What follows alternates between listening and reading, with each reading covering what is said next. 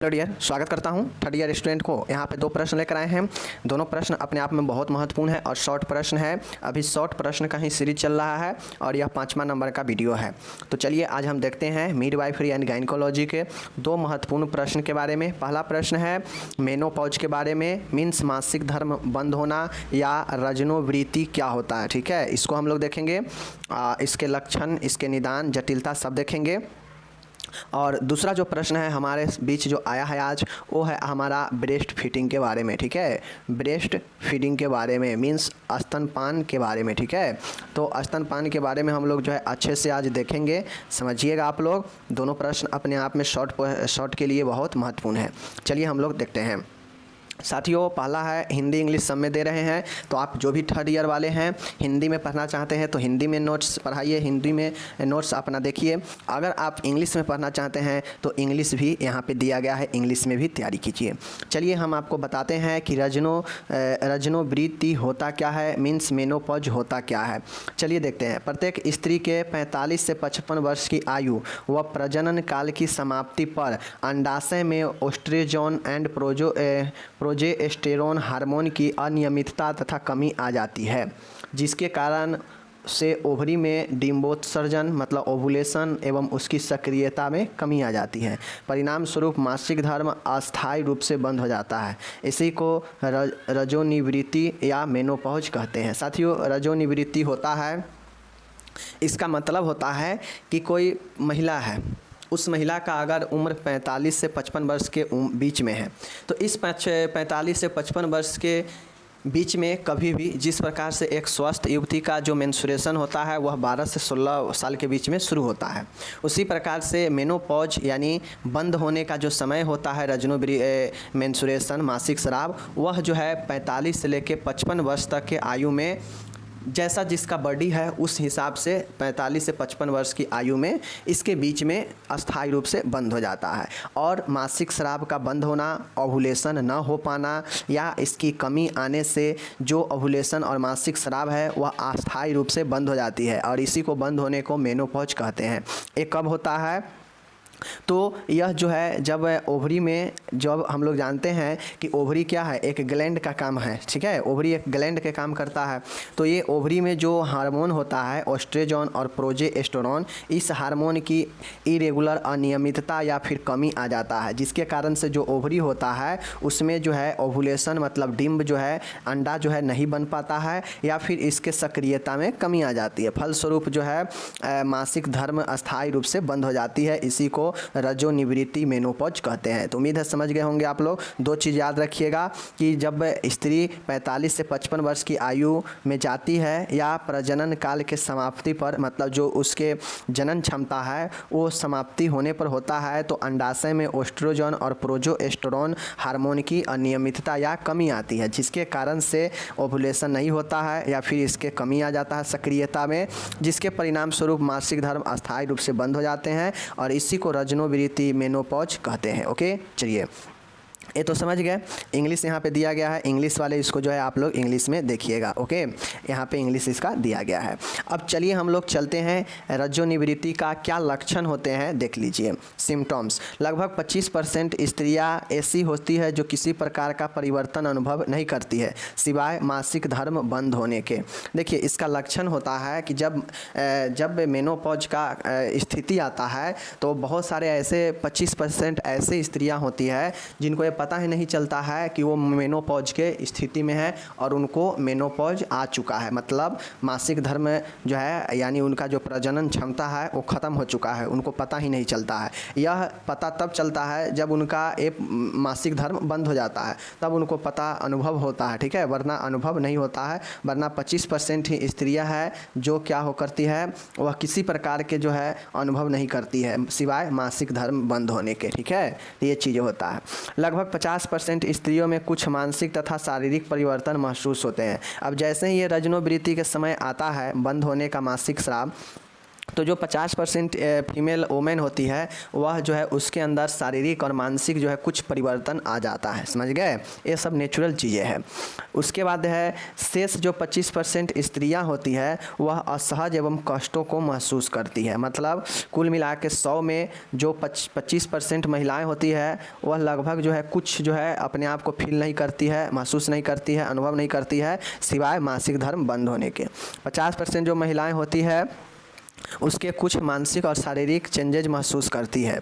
और जो 25% महिलाएं होती है वो अपने आप को असहज और कष्ट से महसूस करती है। तो ये आपका जो है हो गया क्या चीज़, लक्षण, समझ गए। ये लक्षण है। अब इसका इंग्लिश यहाँ पे दिया गया है, आपको इंग्लिश अगर पढ़ना है तो यहाँ पे इंग्लिश दिया है, पढ़ सकते हैं, कोई दिक्कत नहीं है। यहाँ भी इंग्लिश है उसका। तो ये हो गया, ऊपर हो गया लक्षण, सिम्टम्स। अब इसका कुछ और मुख्य लक्षण दिखते हैं मेनोपॉज में। जैसे मुख्य लक्षण में कौन कौन से हैं देख लीजिए। जैसे हॉट फ्लैशेज मतलब गर्म अनुभव होना, योनि में सुखापन मतलब भैजीना में सुखापन, ठीक है ना, ड्राइनेस महसूस होना, संभोग करने पर दर्द, अगर सेक्सुअल रिलेशन बन रहा है तो उसके जो है दर्द होगा, ठीक है। हृदय की धड़कन बढ़ना, समझ गए ना, इस समय हृदय की धड़कन बढ़ जाता है मेनोपॉज होने पर। सिर तथा जोड़ों में दर्द होने लगता है, सिर तथा जोड़ों में दर्द होने लगता है। स्त्रियों को ऑस्टियोपोरोसिस हो जाता है, मीन्स हड्डियाँ कमज़ोर हो जाती है, ठीक है। अचानक मासिक धर्म बंद हो जाना, अचानक जो है मासिक धर्म बंद हो जाना, यह भी एक लक्षण होता है। टांगों तथा बाहों में सुई जैसी चुभना, मतलब पैर और हाथ में सुई जैसे चुभने का अनुभव होना। स्त्रियों का स्वभाव चिड़चिड़ा तथा मन अस्थिर रहना, मतलब अब लगभग जानते हैं 45 से 55 वर्ष की अवस्था तो एक प्रकार से एक बुढ़ापा का अवस्था हो ही जाता है। तो इस समय जो है चिड़चिड़ा आ जाता है वैसे भी, लेकिन यहाँ पे मेनोपॉज भी एक चिड़चिड़ा का कारण बनता है और मन अस्थिर रहने का, ठीक है। नेक्स्ट है कि आत्मविश्वास में कमी आ जाती है और नींद भी कमी जो है हो जाता है। तो ये सब जो है मुख्य लक्षण इसका है, जो कि हम यहाँ पे आपको ये भी बता दिए। ओके, चलिए आप लोग देख लिए होंगे। अब यहाँ पे इंग्लिश है, ठीक है। इंग्लिश यहाँ पे देख लीजिए, ये सारा के सारा ऊपर वाले मुख्य लक्षण के इंग्लिश भी यहाँ पे दिए गए हैं, जो कि आप यहाँ पे देख सकते हैं स्पष्ट रूप से, समझ गए चीज़ को, देख लीजिए। तो इस हिसाब से आप इसको पढ़िएगा तो समझ में बहुत अच्छे से आ जाएगा। अब मेनोपॉज होने से कुछ जटिलता कॉम्प्लिकेशन भी आता है, जैसे ऑस्टियोपोरोसिस मतलब हड्डियों का कमज़ोर हो जाना, कार्डियक डिजीज हृदय से संबंधित रोग हो जाता है महिलाओं में, यूरिनरी ट्रैक्ट इन्फेक्शन मूत्र नली का संक्रमण हो जाता है। तो ये सब जो है कुछ आपके जटिलता भी देखने को मिलता है मेनोपॉज होने पर। साथ ही फ्रैक्चर भी हो सकता है, मतलब अस्थि भंग भी हो सकता है, चूँकि अस्थि कमज़ोर हो जाता है, ठीक है। अब समझिए किसी स्त्री महिला में मेनोपॉज का स्थिति है तो उसे प्रबंध कैसे करेंगे। तो रोगी को निरंतर व्यायाम करना चाहिए। एक महिला को हमेशा व्यायाम करते रहना चाहिए ताकि उससे जो है शरीर हमेशा हिष्ट पुष्ट बना रहे, मजबूत बना रहे। भोजन में कैल्शियम पदार्थों का सेवन आवश्यक है, जैसे दूध, हरी सब्जियां आदि। अब इस समय मेनोपॉज के काल में जब बंद हो जाए, ठीक है ना, बंद हो जाए मासिक स्राव, तो एक महिला को अधिक से अधिक दूध, हरी सब्जियां मतलब कैल्शियम युक्त भोजन लेनी चाहिए, ठीक है। नेक्स्ट है तीसरा, देखिएगा, रोगी को मेनोपॉज के बारे में समझाना चाहिए। रोगी को मेनोपॉज के बारे में समझाना चाहिए कि मेनोपॉज क्या होता है, यहाँ पे क्या क्या बदलाव आ सकते हैं, इस चीज़ को समझाना चाहिए प्रबंध में। नेक्स्ट है कैल्शियम पूरक देना चाहिए, जैसे कैल्शियम सप्लीमेंट्री, जैसे सैलकेल 500 मिलीग्राम जो है कैल्शियम सप्ली में जो है 500 ग्राम सैलकेल मिलीग्राम देनी चाहिए, ठीक है। एंड 5वां नंबर का है, यदि योनि में अधिक सुखापन, खुजली हो व रात को पसीना अधिक आता हो व हृदय की धड़कन तीव्र हो तो थेरेपी दी जाती है। मतलब अगर इस समय बहुत ज़्यादा योनि में सुखापन, ड्राइनेस, खुजली हो जाए, रात में पसीना आए तो और हृदय धड़कन बढ़ जाए तो जो है थेरेपी यानी उपचार देना चाहिए इससे संबंधित, ठीक है। तो ये जो है आपके इस प्रकार से कुछ मैनेजमेंट कर सकते हैं मेनोपॉज वाले के लिए। तो आपका मेनोपॉज यहाँ पे समाप्त हो गया। 5 नंबर में आपसे मेनोपॉज पूछेगा तो ये सारे चीज़ को लिख दीजिएगा। यहाँ पे इंग्लिश दिया गया है, ठीक है, प्रबंध का भी यहाँ पे इंग्लिश दिया गया है, आप लोग यहाँ पे देख लीजिए, समझ गए चीज़ को। चलिए अब हम चलते हैं नेक्स्ट प्रश्न की तरफ। देखिए यहाँ पे हमारा जो प्रश्न है वो है स्तनपान क्या है और स्तनपान के लाभों का वर्णन करें। आपसे पूछ सकता है what is breast feeding, feeding, explain the advantage of breast feeding, ये भी पूछ सकता है, या सीधा ब्रेस्ट फीडिंग भी पूछ देगा तो आपको उसका लाभ भी बताना पड़ेगा। बहुत महत्वपूर्ण प्रश्न है ब्रेस्ट फीडिंग। ओके, चलिए देखते हैं। तो फ्रेंड डियर, यहाँ पे देखिएगा ब्रेस्ट फीडिंग होता क्या है। आप लोग सेकेंड ईयर में भी पढ़े हैं ब्रेस्ट फीडिंग के बारे में, चाइल्ड हेल्थ नर्सिंग में। यहाँ भी देखिए आपको ब्रेस्ट फीडिंग के बारे में गायनेकोलॉजी मिडवाइफरी में पढ़ना है, देख लीजिए। ब्रेस्ट फीडिंग, स्तनपान एक प्राकृतिक प्रक्रिया है। ब्रेस्ट फीडिंग क्या है? एक नेचुरल प्रोसेस है। माँ का दूध बच्चे के लिए आदर्श, आइडियल और परफेक्ट स्थिति में होता है। चाहे माँ बीमार, गर्भवती, मेंस्ट्रुएटिंग अथवा कुपोषित ही क्यों न हो, इसके अनगिनत लाभों में कुछ प्रमुख लाभ इस प्रकार है। देखिए, माँ का जो दूध होता है वह प्राकृतिक रूप से बच्चों के लिए सर्वोत्तम आहार होता है। वह एक परफेक्ट और आदर्श स्थिति में होता है। स्तनपान एक प्राकृतिक प्रोसेस है, एक नेचुरल प्रोसेस है जो हर माँ को अपने बच्चों को कराना चाहिए। जितना दिन तक हो सके, समय हो उतना दिन तक करानी चाहिए, ताकि बच्चे को इससे बहुत सारे बेनिफिट्स मिलता है, लाभ मिलता है। ठीक है, और इसके साथ साथ में माता को भी, स्त्री को भी जो है लाभ मिलता है, दोनों को बेनिफिट होता है। समझ गए चीज़ को?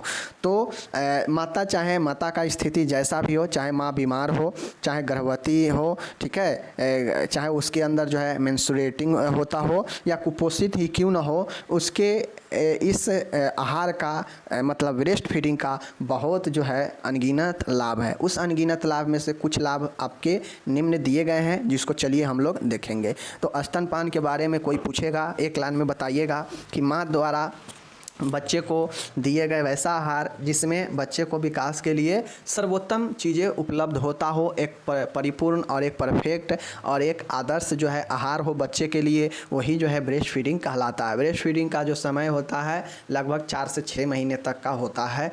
इसके बाद जो है धीरे धीरे बच्चा अपना भोजन शुरू कर देता है। ठीक है, लेकिन एक कंप्लीट जो आपका ब्रेस्ट फीडिंग होता है वो 5 से 6 महीने तक जो है स्तनपान कराना चाहिए लगातार। ठीक है, तो ये चीज़ें आपका हो गया। चलिए अब हम लोग देखते हैं स्तनपान से लाभ क्या क्या है। पहला पॉइंट यहाँ पे देखिएगा, माँ के दूध में वे सभी पोषक तत्व होते हैं जो एक बच्चे को 6 माह की उम्र तक आवश्यक होते हैं। ये सभी पोषक तत्व शीघ्र व आसानी से पच जाते हैं। साथियों, माँ के दूध में जो भी हमें एक शरीर के लिए आवश्यक चीज़ें चाहिए वह माँ के दूध में उपस्थित होता है। उसमें पोषक तत्व इतना होता है कि बच्चे के लिए वह इनफ होता है, काफ़ी होता है 6 माह के उम्र तक। ठीक है, और यह सभी पोषक तत्व जो स्तनपान के दूध में उपस्थित है, माँ के दूध में उपस्थित है, वह सब आसानी से पच जाने वाला होता है बच्चे के लिए। ठीक है, तो पहला लाभ तो ये हो गया कि सभी प्रकार के पोषक तत्व मौजूद होते हैं जो बच्चों को चाहिए। दूसरा लाभ है कि माँ के दूध में प्रोटीन व वसा की सही मात्रा में सर्वोपयुक्त रूप में होता है। मतलब माँ के दूध में प्रोटीन और वसा जो बच्चे के वृद्धि और विकास के लिए आवश्यक है, यह एक उपयुक्त मात्रा में उपस्थित होता है। दूसरा पॉइंट हो गया। तीसरा लाभ देखिएगा, लैक्टोज शर्करा अन्य प्रकार के दूधों से बच्चों की आवश्यकता अनुसार अधिक पाई जाती है, जो अतिरिक्त विटामिन संश्लेषण में काम आती है। देखिए लैक्टोज और शर्करा ये हमारे ग्लूकोज को क्या करता है, मेंटेन करता है। इसमें माँ के दूध में आवश्यक मात्रा में जो है लैक्टोज और शर्करा भी उपस्थित होता है, जो विटामिन संश्लेषण में काम में आता है। तो बच्चा को मतलब स्वादिष्ट लगे इसलिए उसमें जो है लैक्टोज और शर्करा भी जो है मौजूद होता है। इसका ये लाभ होता है जो विटामिन संश्लेषण के काम में आता है। ओके, नेक्स्ट है चौथा है, इसमें पर्याप्त विटामिन्स होते हैं। इसमें क्या होते हैं, पर्याप्त विटामिन्स होते हैं ताकि बच्चे को वृद्धि के लिए आवश्यक हो। पाँचवा देखिएगा, इसमें पर्याप्त मात्रा में जल पाया जाता है। माँ के दूध में पर्याप्त मात्रा में जल भी उपस्थित होता है, जिससे बच्चे को तेज़ गर्मी और शुष्क मौसम में भी 6 माह में बच्चे को ऊपर से पानी देने की आवश्यकता नहीं है। जो बच्चा ब्रेस्ट फीडिंग करता हो 6 माह तक अगर कर रहा हो, तो उस ब्रेस्ट फीडिंग के दौरान अगर बच्चे पानी नहीं लेते हैं, बच्चा पानी नहीं लेता है, तो इसका मतलब है कि कहीं ना कहीं से उसको पानी मिल रहा है। तो पानी जो है माँ के दूध से मिलता है, क्योंकि माँ के दूध में तरल पानी भी जल भी उपस्थित होता है, जो बच्चे को तेज़ धूप, लू से, शुष्क मौसम से बचाता है। ठीक है, जो 6 माह के बच्चों के लिए पर्याप्त होता है। ये भी आप लाभ फायदा देख लिए। एंड हम लोग 6 नंबर का देखते हैं, इसमें पर्याप्त मात्रा में आयरन तथा लौह तत्व पाया जाता है। फलतः स्तनपायी बच्चों में लौह न्यूनता, एनीमिया नहीं पाया जाता है। अब जो जब तक बच्चा ब्रेस्ट फीडिंग करता है तब तक उसमें लौह की कमी से होने वाला एनीमिया नहीं होता है, आयरन डिफिशियंसी एनीमिया नहीं होता है। क्यों? क्योंकि इसमें माँ के दूध में पर्याप्त मात्रा में आयरन लौह तत्व पाया जाता है। समझ गए ना चीज़ को? तो ये भी एक लाभ है जिससे बच्चे को लाभ मिलता है। नेक्स्ट देखिएगा, यहाँ पे 7वां है, माँ के दूध में विशिष्ट पाचक एंजाइम भी पाए जाते हैं। जो माँ के दूध होता है उसमें ब्रेस्ट फीडिंग करने से होता यह है कि बच्चे को आसानी से पच भी जाता है। क्यों? क्योंकि उसमें आवश्यक जो है पाचक एंजाइम होते हैं जो बच्चे के पेट में जाने के बाद जो है वह आसानी से पचा भी देता है। ठीक है। नेक्स्ट है 8वां नंबर देखिएगा, स्तनपान से माँ व बच्चों में घनिष्ठ शारीरिक व भावनात्मक संबंध स्थापित होते हैं जो माँ में संतुष्टि एवं बच्चों की स्वास्थ्य वृद्धि एवं विकास के लिए आवश्यक है। देखिए, एक स्तनपान इसलिए भी ज़रूरी है, स्तनपान के ये भी लाभ और फ़ायदा होता है कि स्तनपान माँ और बच्चे के बीच जो है घनिष्ठ संबंध को दर्शाता है, चाहे वो भावनात्मक या शारीरिक रूप से हो, वह जो है दोनों चीज़ को क्या करता है, मजबूत करता है। जो माँ अपने बच्चे को अपना स्तनपान कराती है वह जो है बच्चा और माँ के बीच में एक घनिष्ठ जो है भावनात्मक रूप से लगाव होता है। ठीक है। और साथ में जो बच्चों के वृद्धि और बच्चे को स्वास्थ्य के वृद्धि और विकास के लिए आवश्यक होता है संतुष्टि होना। ठीक है। तो ये जो चीज़ें हैं, आप 8वां पॉइंट शानदार पॉइंट है कि माँ और बच्चे के बीच भावनात्मक संबंध को बढ़ाता है और माँ के संतुष्टि और बच्चे के स्वास्थ्य और वृद्धि के विकास के लिए आवश्यक है। ठीक है। 9वां देखिएगा, माँ का दूध शिशु को उचित तापमान पर ताज़ा, स्वच्छ व जीवाणु रहित अवस्था में मिलता है। चूँकि यह सीधे शिशु के मुख में जाता है अतः यह बच्चे के बीमार कम होते हैं। अब जो स्तनपान होता है इसका एक और बेनिफिट है, एक और लाभ है कि इसको लेने से बच्चा जो है क्या होता है, बीमार नहीं होता है। ठीक है। क्यों? क्योंकि यह ताज़ा, स्वच्छ और जो है बैक्टीरिया से, जीवाणु से रहित होता है। ठीक है ना। जिसमें होता यह है कि बच्चे को उचित तापमान भी मिलता है और स्वच्छ रूप से सीधा माँ के स्तन से सीधा मुंह में जो है बच्चे को जाता है, जिससे संक्रमण भी नहीं होता है। तो ये चीज़, और बच्चे बीमार नहीं होते हैं या कम होते हैं। तो 9वां पॉइंट भी एक लाभदायक है। 10वां पॉइंट देखिएगा, माँ का दूध तैयार करने के लिए श्रम, ईंधन और समय की आवश्यकता नहीं होती है और माँ का दूध जो होता है वह ऑटोमेटिक माँ द्वारा जनरेट हो जाता है। ठीक है। तो इसके लिए कोई श्रम, कोई ईंधन और कोई समय की आवश्यकता नहीं होती है। चीज़ को बहुत बड़ा ये बेनिफिट है। समझ गए? नेक्स्ट है, माँ के दूध में संक्रमण रोधी एंटी इन्फेक्टिव कारक पाए जाते हैं जो बच्चे को संक्रमणों से रक्षा करते हैं। साथियों, जो माँ का दूध होता है उसमें ऐसे कारक पाए जाते हैं जो एंटी इन्फेक्टिव होते हैं, जो संक्रमण रोधी होते हैं, जो संक्रमण को क्या करता है, रोकता है और बच्चे को संक्रमण से रक्षा करता है। ऐसे जो है उसमें मौजूद होते हैं स्तनपान में। ठीक है। 12 नंबर का देखिएगा, यहाँ पे माँ के दूध में एक विशिष्ट पदार्थ बाइफिडस फैक्टर पाया जाता है। मतलब जो माँ के दूध होता है उसमें एक विशिष्ट पदार्थ बाइफिडस फैक्टर पाया जाता है जो बच्चे को आंतों में, इंटेस्टाइन में ठीक है ना, लैक्टोबैसिलस बाइफिडस बैक्टीरिया की वृद्धि को प्रेरित करता है। ठीक है। देखिए, माँ के दूध में एक विशिष्ट पदार्थ बाइफिडस फैक्टर पाया जाता है जो क्या करता है कि बच्चों के जो आंत होता है उसमें लैक्टोबैसिलस बाइफिडस बैक्टीरिया के वृद्धि को प्रेरित करता है, जिससे पाचन तंत्र और जो भी चीज़ें हैं वह सुपाच्य हो पाता है आसानी से। तो बाइफिडस फैक्टर पाया जाता है माँ के दूध में। समझ गए? चलिए 13 नंबर देखिएगा, इसमें लैक्टोफेरिन पाए जाते हैं जो आयरन को बांधकर हानिकारक जीवाणुओं को वृद्धि को रोक देते हैं। साथियों, माँ के दूध में लैक्टोफेरिन पाए जाते हैं जो क्या करता है, आयरन को बांधकर, मतलब जो आयरन होते हैं लौह तत्व, उसको अपने अंदर रखकर और जो भी हानिकारक सूक्ष्म जीव होते हैं उसके वृद्धि को रोकते हैं। ठीक है। तो लैक्टोफेरिन भी महत्वपूर्ण भूमिका है माँ के दूध में। 14 नंबर का देखिएगा, स्तनपायी बच्चे उपयुक्त प्रतिरक्षक कारकों के कारण दस्त, श्वसन, संक्रमण व मध्यकान शोथ से बोतल फीडिंग बच्चों की तुलना में कम शिकार होते हैं तथा संक्रमण का शिकार होने पर यह शीघ्र पुनः स्वस्थ होते हैं। इसका कहने का मतलब है कि जो बोतल से ले रहे, जो बोतल फीडिंग करता हो, मतलब जो बोतल से दूध लेता हो और जो माँ के दूध लेता हो, तो जो माँ के दूध लेने वाला बच्चा होता है वह ज़्यादा सुरक्षित होता है, उसमें संक्रमण का भी खतरा कम होता है, और अगर उसमें थोड़ा अगर प्रॉब्लम होता भी है तो पुनः जो है वो अपने आप जो है शीघ्र स्वस्थ हो जाता है। लेकिन जो बोतल से फीडिंग करने वाला मतलब बाहरी दूध लेने वाला जो बच्चा होता है वह जो है संक्रमण का जल्दी शिकार होगा, और अगर उसमें एक बार कोई प्रॉब्लम पकड़ लेगा तो वह जो है बहुत दिनों तक चलेगा और यह घातक भी साबित हो सकता है। इसलिए माँ का दूध जो है बहुत सुरक्षित है जीवन के लिए, और कहीं ना कहीं जो बोतल वाला फीडिंग लोग कराते हैं वह घातक है बच्चों के लिए। समझ गए? तो ये भी चीज़ समझ गए। 15 नंबर का देखिएगा, स्तनपान से प्रसवों उपरांत होने वाला रक्तस्राव जल्दी रुकता है, जिससे माता में गर्भस्थ प्रत्यावर्त यूट्रिन इनोवोल्यूशन शीघ्र होता है, वह माता को समान सौंदर्य पुनः प्राप्त होती है। और देखिए, ब्रेस्ट फीडिंग कराने से माता का सौंदर्य बढ़ता है, मतलब ब्यूटी जो है वह निखरता है। क्यों?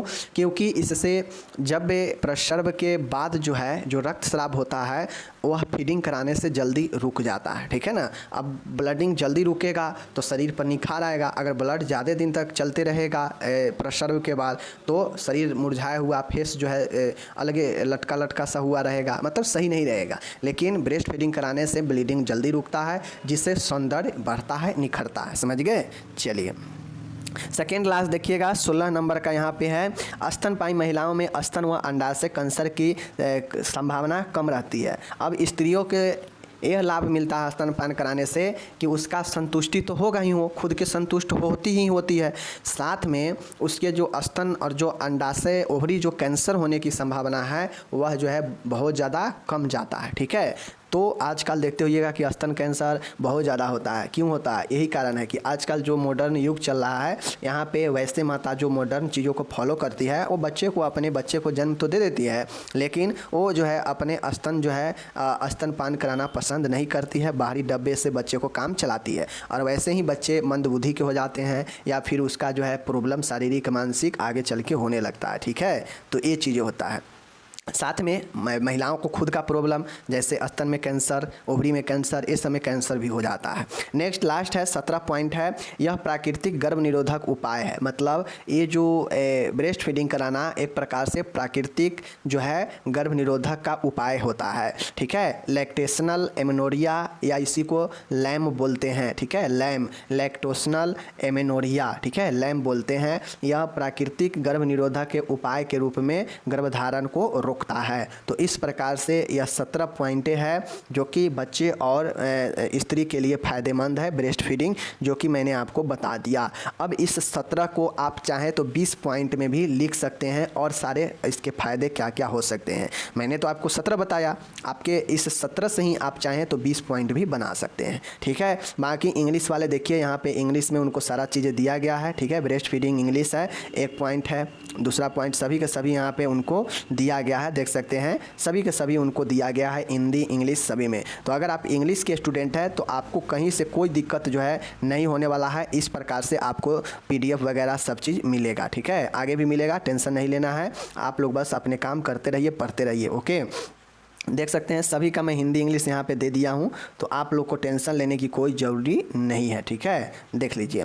चलिए, जो लोग का इसके बोलते हैं कि सर थोड़ा रुकिए इंग्लिश वाले पर, तो मैं यहाँ पे रुक रहा हूँ। आप लोग इसको पॉज करके आप इसका जो भी हो, मगर मैं PDF तो देता ही हूँ, इस चीज़ को ध्यान में दीजिए। बाकी चलिए हम लोग मिलेंगे जल्द ही, तब तक धन्यवाद।